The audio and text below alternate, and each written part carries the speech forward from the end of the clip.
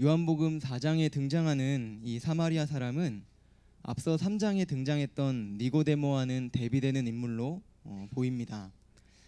불과 성경 한 장의 차이지만 이 3장과 4장에 등장하는 이 두 인물은 달라도 너무나도 달랐습니다. 성별이 달랐고 지위와 평판이 달랐고 소유의 정도가 달랐습니다. 니고데모는 남성이었지만 사마리아 사람은 여성이었습니다. 니고데모는 비교적 유복한 환경에서 자라온 사람이었지만 사마리아 사람은 험난하고 굴곡진 인생을 살아왔던 사람이었습니다. 니고데모는 유대인들 사이에서도 상당히 존경을 받는 사내들인 공회의 회원이었지만 사마리아 여인은 당시 유대 사람들에게 곱지 않은 시선으로 비춰졌던 사회적인 하층민이었습니다. 오늘날로 말하면 니고데모는 돈과 지위, 명예 모두를 소유한 사회적이고 종교적인 엘리트였고 사마리아 사람은 돈도 없고 지위도 없고 명예도 없었던 사회적인 하층민이었던 겁니다. 그런데 이 두 사람은 이렇게 달랐던 것만은 아니에요. 너무나도 달라 보이는 이 두 사람에게 공통된 점이 몇 가지 있었습니다. 첫째는 이 두 사람 모두가 하나님의 나라의 도래를 고대하고 있었던 사람이었다는 것입니다. 니고데모도 사마리아 여인도 예수님과 나눴던 대화의 내용들을 살펴보면 두 사람 모두가 구약에 예언되어 있던 메시아를 알고 있었고 또한 메시아가 도래시킬 하나님의 나라를 기다리고 있었던 사람이라는 것을 우리는 알 수 있습니다. 물론 이 두 사람이 하나님의 나라가 이 땅 가운데 임하길 바랬던 동기는 조금 달라요. 니고데모는 이스라엘의 승리와 해방을 위해서 하나님의 나라가 이 땅 가운데 임하기를 바랬던 사람이었습니다. 구약에 예언되어 있던 메시아가 이 땅에 오실 때 하나님의 나라가 임하는데 그때에는 이스라엘이 정치적으로나 군사적으로나 강성해질 것을 예언하는 성경 구절들이 있기에 이 니고데모는 그것을 문자적으로 보고 또 이스라엘의 정치적, 군사적 강성함을 고대하는 사람이었습니다. 반면에 사마리아 여인은 이스라엘의 회복이나 승리에는 그리 큰 관심이 있진 않았습니다. 오히려 그녀는 하나님의 나라가 임하게 되면 적어도 하나님께서 자신의 백성들은 돌보실 터이니까 자신 역시 그 혜택을 한번 누려보자는 마음이 컸던 것 같아요. 어쩌면 이 두 사람이 살아온 배경, 소유의 정도, 학식의 차이, 삶의 질을 보면 이 두 사람 사이에 하나님 나라에 대한 기대감의 차이가 나타나는 것은 어쩌면 너무나도 당연한 걸지도 모르겠습니다.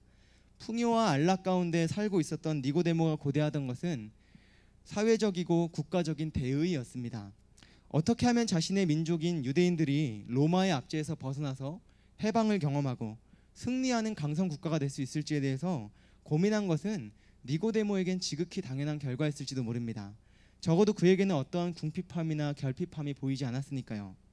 반면에 하루하루를 살아가는 것 자체가 너무나도 버겁고 그리고 힘들었던 이 사마리아 여인에게는 이스라엘의 해방이니 승리니 이런 것들은 눈에 들어오지 않았습니다. 당장 하루를 살아가는 것이 너무나도 힘겨운데 정치가 어떻고 경제가 어떻니 그런 것이 눈에 들어올 리가 없었습니다.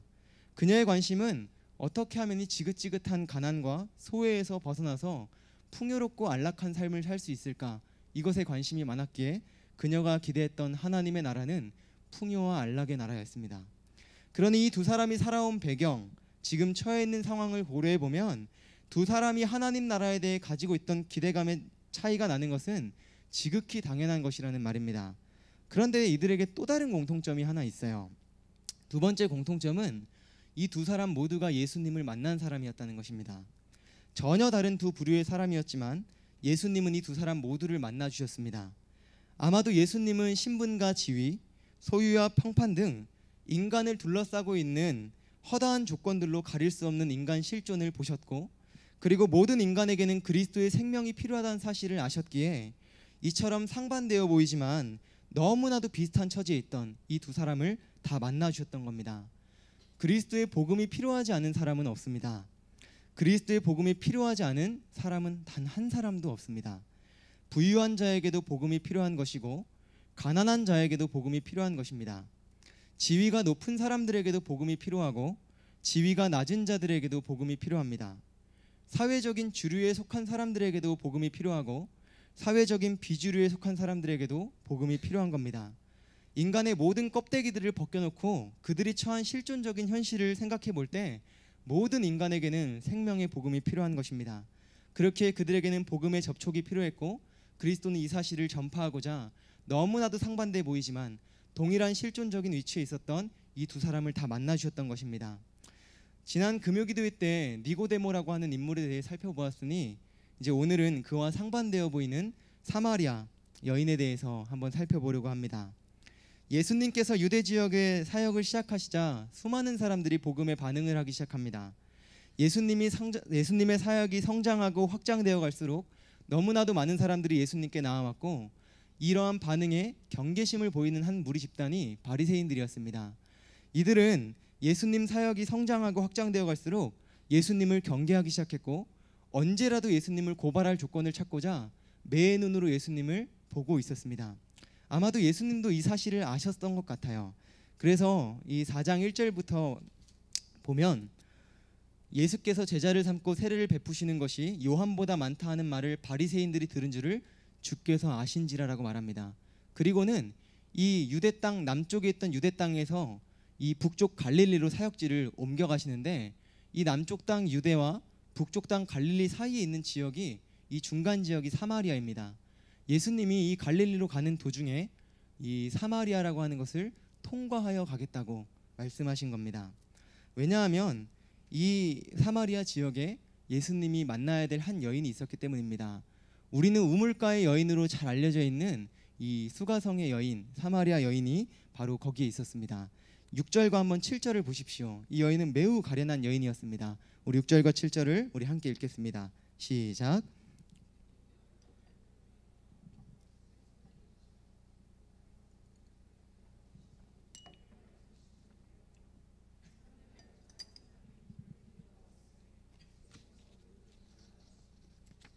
요한은 이 짧은 두 구절 안에서 두 가지 포인트를 사용해 이 여인이 당시 사회로부터 소외되어 있었던 외톨이였다는 것을 보여주고 있습니다. 하나는 때에 관한 묘사이고 하나는 수에 관한 묘사입니다. 먼저는 때입니다. 이 요한은 이 여인이 6시쯤에 야곱의 우물에 와서 물을 길렀다고 말하는데 이 학자들마다 6시가 로마 시간의 6시인지 유대 시간의 6시인지 의견이 너무나도 분분합니다. 이게 되게 중요한 이유는 로마 시간에 따라서 6시라고 하면 아마 새벽 6시나 저녁 6시였을 것이고 유대 시간에 따라 6시라고 하면 태양이 가장 높이 떠 있는 정오의 시간, 낮 12시를 의미하기 때문에 학자들은 이 의견이 되게 분분한 겁니다. 그런데 아마 상당 부분의 많은 사람들이 이 우물가의 여인이 물을 기르러 왔던 시간이 아마 정오였을 것이라고 생각합니다. 왜냐하면 이 여인이 이후에 예수님과 대화에서 보여주었던 그 전적 때문에 그래요. 이 여인은 전에 남편이 5이나 있었던 여인이었고 지금도 함께 있는 남자가 남편이 아니고 애인입니다. 오늘날에도 남편이 5이나 있었고 지금도 애인이 있다고 하면 그 여인을 바라보는 사람들의 시선은 그리 곱지 않을 겁니다. 그리고 그 여인 역시도 사람들의 시선이 불편하기 때문에 가급적 사람들에게 자신을 노출시키지 않는 방식으로 활동할 겁니다. 아마도 이 사람들은 사마리아 여인이 바로 그러한 위치에 있지 않았을까 생각하기 때문에 이 여인이 물을 기르러 온 시간은 사람들이 활동을 하지 않는 가장 뜨거운 시간인 정오에 물을 기르러 왔을 것이라고 추정하는 것입니다. 그런데 사실 저는 아직 이 부분에 완벽하게 동의가 되지 않습니다. 왜냐하면 몇 가지 이유 때문인데 이 여인에게 남편 5이 있었고 지금 있는 이 남자도 애인이라고 하는 것이 이 여인이 문란한 여인이었다. 사람들에게 곱지 않은 시선으로 보아져야 될 여인이었다. 이렇게 생각하는 것 자체가 너무나도 지나치게 해석이 비약된 게 아닐까 싶습니다. 한번 생각해 보십시오. 당시 유대 사회 안에서는 여성이 홀로 경제 생활을 하며 생활을 영위해 나가는 것이 거의 불가능했습니다. 그러니 여성은 남성의 경제적인 활동에 의존하며 살아가야 됐던 그런 인권을 갖고 있었는데 그런 사회적인 배경 안에서 볼 때 이 여인이 만일 전 남편 5을 모두 사별한 여인이라면 그러면 우리가 아는 것처럼 문란한 여인이 아니고 가련한 여인일 수도 있는 거예요. 첫 번째 남편을 여의고 홀로 살아보려고 했는데 그게 안 되는 겁니다. 두 번째 남편을 만나서 그 남편과 재혼을 하고 살아보는데 또 이 남편이 먼저 간 거예요. 그리고 또 홀로 살아보려니까 안 사라집니다. 그래서 세 번째 남편을 만나서 결혼을 했는데 또 먼저 사별을 한 거예요. 이런 식으로 전에 5 남편이 있었고 지금은 남편은 아니지만 곧 남편이 될 애인을 만나고 있었다고 생각해보면 이 여인은 문란한 여인이라기보다는 가련하고 불쌍한 여인이 아니겠습니까? 사람 보는 눈은 없었을지 몰라도 적어도 문란한 여인은 아니었을 겁니다. 제가 여인을 너무 옹호하는 것 같죠?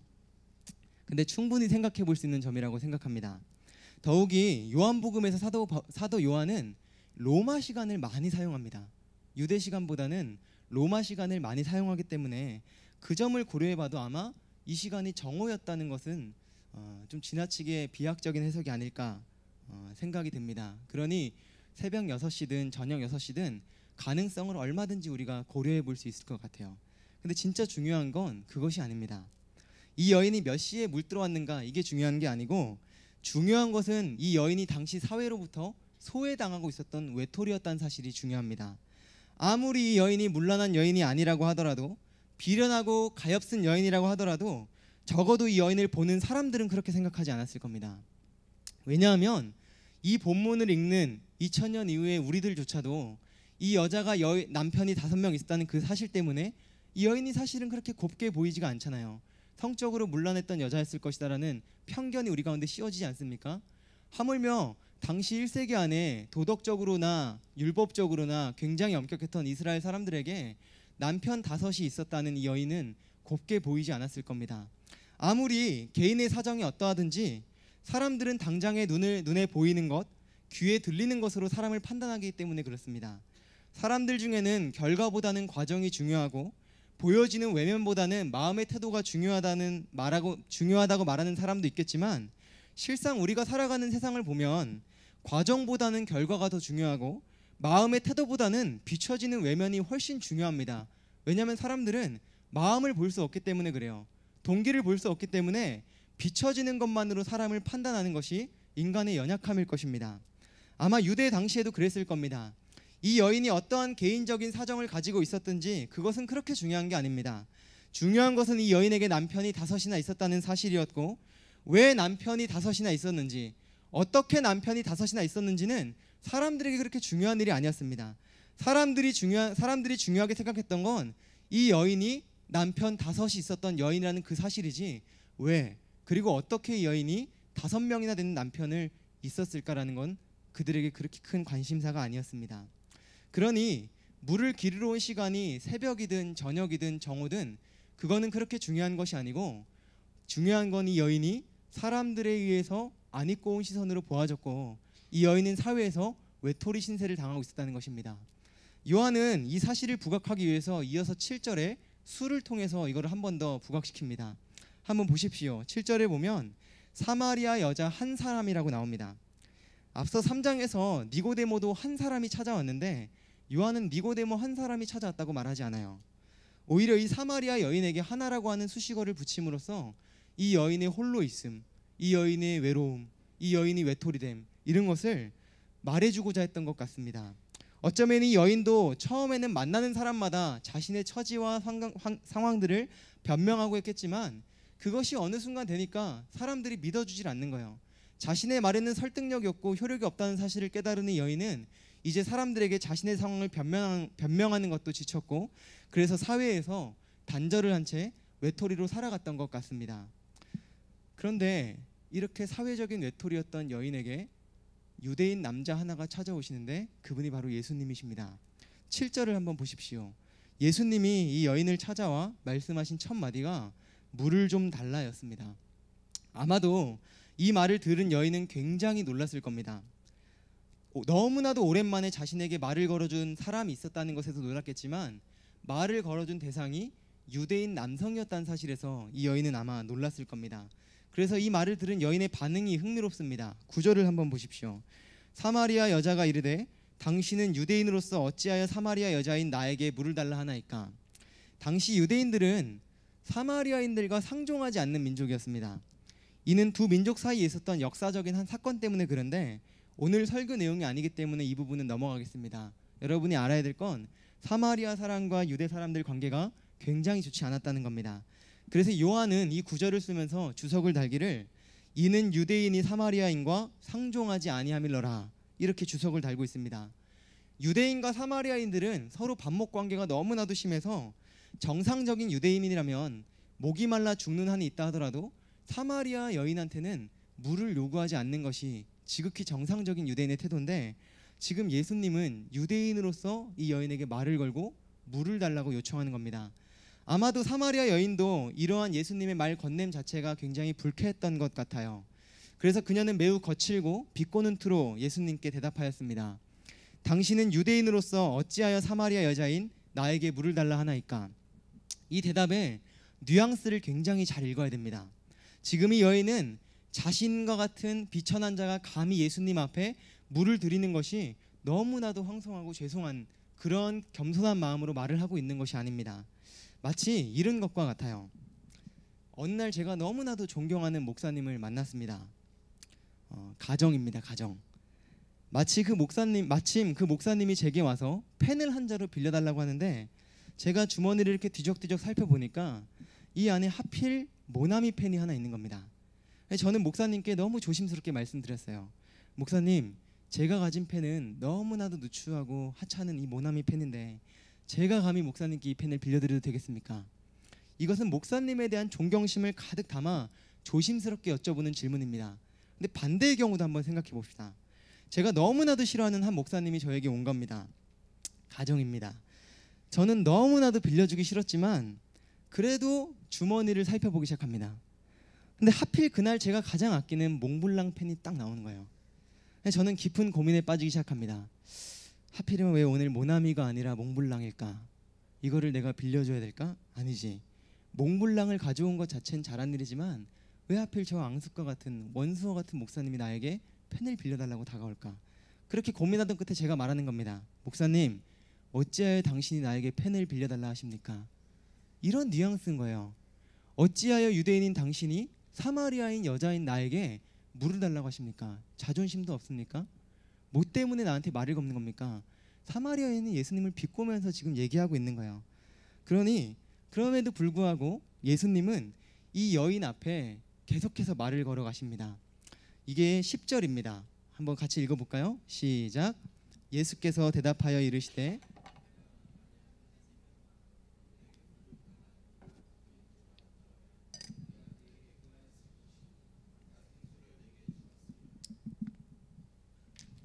이 말을 들은 사마리아 여인은 이게 도통 무슨 소린지를 몰랐습니다. 그리고는 예수님께 다시 한번 비꼬며 말합니다. 주여, 물기를 그릇도 없고 이 우물은 깊은데 당신이 그 생수를 얻을 수는 있겠습니까? 우리 조상 야곱이 이 우물을 우리에게 주셨고 또 여기서 자기와 자기 아들들과 짐승들을 마시게 하셨는데 당신이 야곱보다 큰 사람입니까? 그러자 예수님이 다시 여인에게 말씀하는 겁니다. 이 물을 마시는 자마다 다시 목마르려니와 내가 주는 물을 마시는 자는 영원히 목마르지 아니하리니 내가 주는 물은 그 속에서 영생하도록 솟아나는 샘물이 되리라. 그러자 여인이 다시 한번 예수님께 대답합니다. 주여, 그런 물이 있으면 나에게 주셔서 내가 목마르지도 않게 하시고 이 지긋지긋한 물길로 오는 일도 그만하게 해주십시오. 근데 주님이 갑자기 대화의 방향을 트는 거예요. 가서 내 남편을 불러오라. 긴 대화를 읽어드렸습니다. 근데 이 대화가 너무 이상하지 않나요? 정상적인 대화처럼 보이면 안 됩니다. 예수님은 여인에게 물을 달라고 요청하셨고 여인은 불손한 태도로 예수님을 비꼬았습니다. 그러자 예수님이 말씀하는 겁니다. 네가 물을 달라고 하는 이가 누구인지 알았더라면 네가 그 사람한테 구했을 것이다. 그리고 그가 너에게 생수를 주었을 것이다. 그래서 여인은 묻는 거예요. 물기를 그릇도 없고 우물은 이렇게 깊은데 당신이 그런 생수를 어디서 구할 수 있습니까? 그러자 예수님이 다시 말씀하시는 거예요. 이 물을 마시는 자는 다시 목마르겠지만 내가 주는 물은 영원히 목마르지 아니할 거다. 내가 주는 물은 그 속에서 영생하도록 솟아나는 샘물이 되어 다시는 목마름이 없을 것이다. 여인이 이 말을 들으니까 마음이 많이 흔들렸습니다. 그러자 여인은 자신이 정말 그런 물이 있다면 얻고 싶다고 얘기를 했어요. 전도로 말하면 거의 다 넘어온 겁니다. 근데 갑자기 찬물을 끼얹는 거예요. 가서 내 남편을 데리고 오라. 여인의 수치스러운 과거를 갑자기 들춰내시는 겁니다. 이게 정상적인 대화입니까? 만약에 예수님이 전도를 목적으로 이 말을 했다면 예수님만큼 전도를 못하는 분은 없어요. 다 넘어온 사람에게 수치스러운 과거를 드러내서 이 물을 주기만 하면 되고 영접을 시키면 되는데 과거의 죄를 들추어내서 이 여인을 불쾌하게 만드는 이런 전도 방법만큼 어리석은 방법이 없습니다. 그런데 왜 예수님이 갑자기 이 대화에 찬물을 끼얹으셨을까요? 이제 정말 이 여인이 영생하도록 솟아나는 샘물에 대해 관심이 생겼는데 왜 갑자기 예수님은 이 여인에게 찬물을 끼얹었냐는 말입니다. 혹시 예수님이 이 여인의 불순한 태도가 마음에 들지 않아서 소심한 복수를 하셨던 걸까요? 그런 건 아닐 거예요. 이 대화를 자세히 한번 다시 들여다보십시오. 어디서 많이 낯이 익은 대화가 아닙니까? 예수님과 사마리아 여인이 나누는 이 대화를 쭉 천천히 읽어보면 어디선가 낯이 많이 익은 대화가 여기 안에 그대로 재현되고 있음을 우리는 볼 수 있습니다. 저는 이 대화를 계속해서 읽어나가면서 바로 앞장에 나왔던 니고데모와 예수님의 대화가 생각이 났습니다. 여인의 관심은 온통 세상적인 것에 있었습니다. 예수님과의 대화에서도 이 여인이 영생하도록 솟아나는 샘물에 관심을 보였던 이유는 영적인 변화에 대한 갈망 때문이 아니라 내가 이 지긋지긋한 물길로 오는 일을 그만두고 싶고 내 세상적인 갈증을 치료해 줄 수 있는 그 물이라는 사실 때문에 이 여인은 물에 관심을 보였던 것이지 거듭남이나 죄를 씻음이나 영적인 변화 때문에 물에 관심을 가진 게 아니란 말입니다. 그러니 15절을 한번 보십시오. 주여 그런 물을 내게도 주십시오. 목마르지도 않고 이 지긋지긋한 물길로 오는 일들을 이제 그만하기 위해서 저에게 그런 물을 주십시오. 물을 달라고 요구하는 이 여인의 목적이 뭡니까? 이 여인은 영적인 변화를 바랬던 것이 아니고 현실적인 문제를 개선할 수 있는 그 물을 달라고 말했던 거예요. 그런데 주님께서 이 여인을 향해 찬물을 끼얹었던 이유는 정신을 차리라는 겁니다. 온갖 세상 일에 매몰되어 있어서 여인의 관심을 돌리기 위해 예수님은 충격적인 요법을 사용하시는 겁니다. 메시아와 하나님 나라에 대해 알고 있었던 이 여인은 자기 인생 하나에만 깊이 매몰되어서 이 여인을 향해 예수님은 시선을 떼서 네가 바라보고 있고 소망해야 될 그 하나님 나라를 보고 영생에 관심을 좀 가지라고 예수님이 이 대화에 찬물을 끼얹으시는 거예요. 이 여인은 예수님의 이 말로 인해서 대화의 관심도가 바뀌어 나가기 시작합니다. 예배에 대한 관심으로 바뀌고 이후에는 대화가 진전된 끝날엔 이 여인이 예수님을 만나고 변화가 됩니다. 저는 이 사마리아 여인과 예수님의 대화를 읽고 묵상하면 할수록 이 여인이 니고데모와는 너무 달라 보이지만 사실은 그렇게 다르지 않았던 한 인간임을 볼 수 있었습니다. 밤중에 예수님을 몰래 찾아와서 너무나도 겸손하고 정중한 태도로 예수님, 당신이 메시아가 아닙니까? 메시아가 아니면 이런 표적들을 행할 수 없습니다. 당신은 메시아가 맞죠? 이렇게 물어봤던 니고데모도 메시아에 대한 관심은 가지고 있었지만 그가 메시아에 대해 관심을 가지고 있었던 이유는 메시아가 이 땅에 도래함으로써 주어질 영생에 관한 것이 아니라 메시아가 이 땅에 오면 이스라엘의 해방과 번영, 승리와 형통이 오기 때문에 당신이 메시아인지 아닌지 내가 궁금합니다. 그 속내를 가지고 예수님께 접근했다는 것입니다. 그러니 그가 말했던 메시아는 이 세상에서 해방과 승리를 주는 메시아요, 번영과 형통함을 주는 메시아였기 때문에 매우 경건해 보이지만 세속적인 인물이 니고데모였습니다. 사마리아 여인 역시도 영생하도록 솟아나는 물에 관심을 가지고 있었습니다. 그러나 그녀가 궁극적으로 지향하고 있었던 것은 이 물을 통해서 누릴 수 있는 자신의 삶의 안락과 편이었지 영생이 아니었다는 말입니다. 그러니 그녀는 매우 불손해 보이지만 세속적인 사람이었어요. 두 사람의 차이가 있었다고 하면 니고데모는 너무나도 공손하게 세속적이었고 사마리아에는 너무 불손하게 세속적이었다는 말입니다. 둘 다 보이는 태도는 달랐지만 동기와 바라보는 가치관, 추구하는 가치관은 동일했던 사람이었다는 것입니다. 메시아가 하나님의 아들이시라고 하면서 그분을 믿는다고 말하면서 따라다니는 우리의 관심사는 어디입니까? 형통과 승리입니까? 편의와 안락입니까? 종교적으로 보이는 세속적인 일입니까? 아니면 종교적으로 보이지 않는 세속적인 일입니까? 우리의 궁극적인 관심사는 예배나 말씀을 배우는 일이 아닙니다. 우리의 궁극적인 관심사는 기도회에 참여해 기도하는 것도 아니에요. 우리의 궁극적인 관심사는 전도하고 선교하는 일도 아닙니다. 죄송하지만 우리가 진짜 바라봐야 될 궁극적인 관심은 영생에 관한 것이 되어야 되는 것입니다. 생명에 관심이 없으면 그 껍데기가 아무리 종교적으로 보이고 경건해 보인다 하더라도 그건 세속적인 일이고, 껍데기가 아무리 불손해 보이고 종교적이지 않다고 보인다 하더라도 그건 세속적인 일인 것입니다. 너무나도 많은 그리스도인들이 영생에 대해서는 관심이 없어요. 예수님을 통해 종교적인 힘과 권력을 누리고 싶어 하지만 영생에는 관심이 없습니다. 예수님을 통해서 자신의 삶의 편의와 안락을 추구하긴 하지만 영생에는 관심이 없어요. 만일 우리의 관심사가 니고데모와 같이 종교적인 힘과 권력이라면, 사회적인 대의라면 우리는 잘못된 걸 지금 추구하고 있는 겁니다. 만일 우리의 관심사가 이 사마리아 여인과 같이 자신의 한 삶의 형통과 편리라면 그것도 잘못된 가치관을 추구하고 있는 거예요. 저는 설교를 준비하면서 크게 깨달은 사실이 하나 있습니다.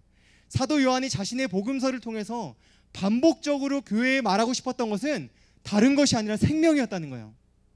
요한복음 1장에서 예수님을 생명이라고 말하고 2장에서부터 생명이신 예수님이 어떠한 사역을 하셨는지 말하는데 2장에서는 가나의 혼인잔치에서 결례의 물을 기쁨의 포도주로 바꿈으로써 예수님이 끌고 올 도래할 그 하나님의 나라는 더 이상 율법과 형식에 갇혀있는 종교적인 의무에 묶여있는 그런 나라가 아니라 생명이 있는 나라다, 자유가 있는 나라다, 기쁨이 있는 나라다, 그리스도가 바로 이러한 율법을 기쁨으로 바꾸신 분이시다, 이 생명의 사역을 기록하고 있고, 한 장만 넘어가서 니고데모와 만나면 생명의 나라인 하나님 나라에 들어가기 위해서는 신분의 고하, 신학적인 깊이 이런 것이 중요한 것이 아니라 성령으로 거듭나는 그 일, 생명을 경험하는 그 일이 필요하다고 요한이 교회에게 말했던 겁니다. 그리고 4장에 넘어와서는 아무리 자신의 삶이 험난하고 굴곡져서 거칠어서 영생이니 구원이니 하나님의 나라니 이런 것들에 관심을 갖는 것이 사치라고 생각하는 너희들에게 진짜 중요한 건 영생에 대한 관심이라는 것을 요한이 계속해서 말하고 있는 거예요. 아마도 요한복음 모든 장이 생명으로 가득 찬 장일 겁니다. 왜 그랬을까요? 왜 요한이 교회를 향해 편지를 쓰면서 생명에 대해서 이렇게 강조했을까요? 요한이 이 복음서를 기록할 당시만 하더라도 예수님이 부활 승천하시고 떠나신 지 오래되었습니다.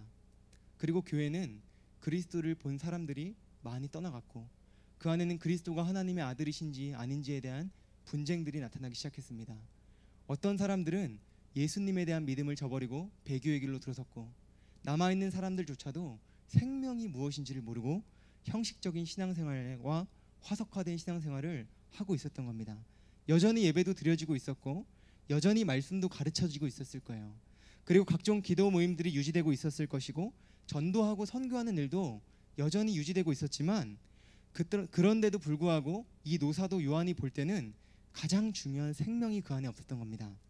교회 안에 생명이 없을 뿐만 아니라 생명을 모르는 자들이 너무나도 많이 있고 생명을 추구하는 자들이 없는 거예요. 그래서 요한은 첫 장에서 생명이신 그리스도에 대한 소개를 시작으로 앞서 이어지는 모든 장들에서 생명이신 그리스도가 우리를 위해 하신 그 일들을 기억하라고 말하고, 지금도 그 일을 교회를 통해 이루어 가시는 그리스도를 믿으라고, 그 생명을 추구하라고 이 복음서를 기록한 거예요. 그래서 복음서 말미에 보면 기록 목적 자체가 그겁니다. 이 책을 기록함은 너희로 예수께서 하나님의 아들 그리스도이심을 믿게 하려 함이요 또 너희로 그 이름을 힘입어 생명을 얻게 하려 함이라. 두 가지 목적을 위해 요한복음을 썼는데 첫 장부터 마지막 장까지 생명으로 가득 찬 이야기를 하고 있는 겁니다. 이 말을 뒤집어서 생각하면 조금만 우리가 생명을 추구하지 않고 생명에 대한 관심을 갖지 않으면 얼마든지 우리의 교회들도 화석화될 수 있다는 것을 우리는 기억해야 되는 거예요. 만일 노사도가, 그리고 아니 주님이 이 교회를 보신다면 무슨 평가를 내리실까요? 저는 오늘날 현대 교회를 향한 노사도들의 평가 혹은 예수님의 평가가 지식이 부족하다는 건 아닐 것 같습니다. 교리적으로 어느 때보다도 잘 정리가 되었고 수천 년 동안 기독교 진리가 연단을 받으면서 체계화되어 왔기 때문에 그 가진 힘은 어마어마합니다. 문제는 생명이 없는 거예요. 생명을 진짜로 경험하는 사람들이 이 교회 안에 점점 죽어져 가고 있는 겁니다. 사라져 가고 있는 거예요. 생명을 경험하지 못했으니 생명을 전할 수가 없고 생명이 있다는 걸 가르쳐 줄 수도 없기 때문에 교회의 가장 중요한 이 영적인 생명이 교회 안에 끊어져 버린 겁니다. 어쩌면 노사도나 주님이 이 교회를 보실 때 다른 것을 책망하기보다는 너희가 좀 더 도덕적인 사람이 되라, 조금 더 윤리적인 사람이 되라, 조금 더 선한 일을 많이 해라, 세상의 빛과 소금의 역할들을 감당해라, 아니 저는 그것보다도 너희가 생명에 관심부터 좀 가져라, 이 얘기를 하실 것 같아요. 사람들의 관심이 온갖 세상의 번영과 형통에 쏠려 있을 때, 힘과 권력에 쏠려 있을 때 너희가 주목해야 될 것은 그리스도와 그분이 주시는 생명이다. 사람들의 관심이 어떻게 하면 자신의 삶 하나가 안락하고 편안하게 살 수 있을까 고민할 때 너희가 주목해야 되는 것은 그리스도의 생명이다, 이 말을 해주고 싶었던 겁니다. 아마도 이런 말씀을 이 교회에 하실 것 같아요. 여러분에게는 이 생명에 대한 관심이 있으십니까? 아니 이 생명에 대한 열망이 있으십니까? 어쩌면 이 사마리아 여인이 우리와도 같지 않습니까? 하루하루 살아가는 것이 너무나도 힘겹고 버거워서 영생에 대한 관심을 사라진 것을 그저 그렇게 이해할 정도로 용납해버리는 태도가 어쩌면 우리의 모습일지도 모르겠어요. 그러면 우리는 가장 중요한 걸 놓치면서 형식화되어진 신앙생활을 하고 있는 겁니다. 힘든 거 알죠? 버거운 거 알죠? 내가 어떻게 살아가야 될지 막막한 거 알죠? 그런데 우리가 거기서 추구해야 될 건 상황의 개선이나 환경의 변화가 아니라 영생을 붙드는 일이라고 사도가 말하는 거예요. 그렇다면 어떻게 해야 우리가 이 생명을 얻을 수 있습니까? 답은 딱 하나밖에 없어요. 생명의 근원 대신 예수를 바라보는 겁니다. 예수님을 바라본다고 하는 건 예수님을 간절히 찾는 열망을 갖는단 말입니다. 구약의 선지서를 보면 특별히 예레미야 2장에서 하나님은 하나님 백성들의 두 가지 죄악을 책망하십니다. 하나는 생수의 근원 대신 하나님을 버린 것과 두 번째는 물을 가두지도 못하는 터진 웅덩이를 스스로 판 것인데, 이거를 조금 더 다가올 말로 표현해 보자면 무한하고도 영원한 기쁨과 생명을 주시는 하나님을 버리고 오직 하나님만이 주실 수 있는 이 생명을 흉내내는 것들을 사람들이 추구한 죄를 지은 거예요. 다시 말해 세상적인 데에서는 좀처럼 만족함을 느끼지 못하는 사람들이 하나님에 대해서는 어떠한 열망도 없는 그 상태가 하나님이 백성들을 향해 책망하셨던 죄악입니다. 우리는 맛있는 걸 먹으면 더 맛있는 걸 먹고 싶고, 좋은 곳을 가면 더 좋은 곳을 가고 싶고, 사람들과 좋은 사람들 만나 더 좋은 사람들 만나고 싶어하고, 세상에는 좀처럼 만족을 하지 못하는데 하나님에 대해서는 너무 쉽게 만족을 해버려요. 이 정도면 됐습니다. 그러면 다행이죠. 어떤 사람들은 열망조차 없어요. 그거를 지금 하나님이 이스라엘 백성들을 향해 지적하셨던 죄악이라고 선지서를 통해 말씀해 주신 거예요.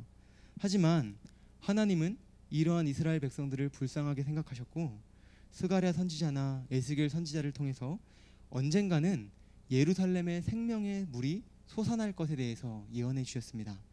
그 생수가 사시사철 사방 만국에 퍼지게 될 건데, 생수가 닿는 곳마다 하나님의 주권이 회복됩니다. 그 생수가 닿는 곳마다 하나님을 아는 지식들이 증대합니다. 그 생수가 닿는 곳마다 죽어있던 생물들이 살아납니다. 생수가 닿는 곳마다 모든 더러워졌던 것들이 깨끗해져요.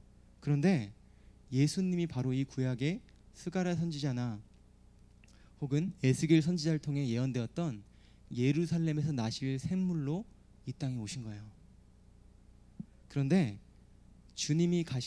그래서 주님이 가시는 곳마다 죄로 물들었던 영혼들이 깨끗해졌고, 하나님의 통치를 잃어버린 사람들의 마음에 하나님 통치가 임하기 시작했고, 생명이 없어 죽어가던 영혼들 가운데 생명이 들어가고, 하나님을 모르던 자들에게 하나님을 아는 지식들이 전파되기 시작했던 거예요.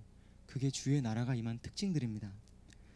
손을 흔들고 몸에 경련을 일으키는 게 주의 나라가 임한 특징이 아니고, 하나님을 아는 지식, 죄에 대한 참된 회개, 교회의 경건함과 거룩함, 잃어버린 하나님 통치에 대한 회복, 이런 것들이 하나님 나라에 임한 표징들이라는 거예요. 이것이 바로 예수 생명의 놀라운 능력이었습니다. 그런데 놀랍게도 이 생명의 물은 인간의 공로나 자격, 심지어는 요청과 요구에 의해서 이 땅에 온 것이 아닙니다. 오히려 하나님께서는 자신을 버리고 스스로 터진 웅덩이를 팠던 이 백성들을 위해서 영생하도록 솟아나는 샘물을 선물로 주셨습니다. 그런데 그래서 그리스도는 하나님이 우리에게 보내신 선물이에요. 선물을 받는 자의 가치나 자격이나 조건과 상관없이 주어진 하나님의 큰 호의를 그리스도를 통해서 보여주신 겁니다. 이 선물을 받고자 하는 자에게는 어떠한 답례도 요구하지 않으시므로 하나님의 압도적인 그 은혜의 충만함을 그리스도를 통해서 보여주셨다는 거예요. 그래서 예수님은 여기에 10절에서 그 사실을 그대로 진술하신 거예요. 내가 만일 하나님의 선물과, 그리스도가 하나님의 선물인 거예요. 또 내게 물 좀 달라 하는 이가 누구인 줄 알았더라면 내가 그에게 구하였을 것이다. 그리고 그는 너에게 영생하도록 솟아나는 샘물을 주었을 것이다. 그래서 사마리아 여인은 예수님께 이렇게 말합니다. 주여, 물기를 그릇도 없고 우물은 깊은데 어디서 당신이 주는 생수를 제가 찾을 수 있겠습니까? 그때 예수님은 이 물을 마시는 자마다 다시 목마르려니와 내가 주는 물을 마시는 자는 영원히 목마르지 아니하리니 이는 내가 주는 물은 그 속에서 영생하도록 샘솟는 생명수이기 때문이다. 이 얘기를 하신 겁니다. 예수님이 주시는 물은 세상에서 퍼올리는 물과는 달라요. 기르러 와야 되는 수고도 필요하지 않고 기를 도구를 준비해야 될 필요도 없습니다. 단 하나가 필요한데 그 생수를 마시고자 하는 열망만 필요해요. 어떠한 준비가 아니라 내가 정말 그 생명을 맛보고자 하는 간절한 열망만 있으면 돼요. 이 열망은 단지 희망사항이 아닙니다. 이 열망이라고 하는 건 피상적이고 얄팍한 희망사항이 아니라 어떠한 대가를 치러서라도 반드시 쟁취해야 되는 그런 마음의 소원을 열망이라고 말하는 거예요. 영어로는 패션이죠. 이 패션은 열망도 있지만 고난이라는 뜻도 있어요. 왜냐하면 내가 어떠한 고난을 치러서라도 내가 원하는 이 열망하는 것을 성취하고 말 것이다. 여기는 희생의 개념이 들어가 있는 겁니다. 이 열망만 있으면 주님이 주시는 생명의 샘을 마실 수 있다는 거예요. 여러분이 예수님 앞에 나아가서 예수님의 환심을 사기 위해 해야 될 일은 아무것도 없어요. 마음 깊이 그리스도를 만나고자 하는 열망 하나만 있으면 됩니다. 여러분에게 생명의 샘을 주시기 위해서 영생하도록 솟아나는 그 물을 주시기 위해서 모든 준비는 그리스도께서 다 끝내셨습니다. 이제 필요한 건 예수님께 나아오는 우리의 열망이 필요한 거예요. 예수님께 나오는 모든 자들의 목마름을 해결하시기 위해서 예수님은 십자가에서 우주적인 갈증을 경험하셨어요. 예수님이 십자가에 달려 내가 목마르다라고 외치셨던 건 이후에 예수님께 나올 모든 자들에게 주실 생명의 샘을 위한 한 작업이었습니다. 모든 자들의 그 갈증, 하나님과의 단절된 그 갈증을 예수님이 대신 겪으심으로 이제는 그분께 나오는 자들에게 생명의 샘을 주시는 거예요. 그러니 우리가 참된 생명에 대한 열망이 필요하겠고, 그리고 그 열망이 우리 마음 가운데 지속적으로 유지되는 일만이 우리 안에 화석화된 신앙생활을 벗어버리는 것이고 우리가 주님을 깊이 만나는 비결인 겁니다. 이 요한은 교회의 화석화, 교회의 형식화를 향해 내놓았던 대답은 다른 것들이 아니었어요. 얼마나 많은 모임을 조직하고 프로그램을 그런 게 아니고 딱 한 가지, 생명의 근원 되신 그리스도를 추구하는 교회가 되어야 된다. 저는 이 말씀이 우리 공동체 안에 그대로 적용돼서 지체들이 모인 곳마다 다른 것이 아니고 생명이신 주님을 찾고 생명이신 주님을 만나고 생명을 경험하고 생명을 전달해주는 그러한 자들이 될 수 있었으면 좋겠습니다.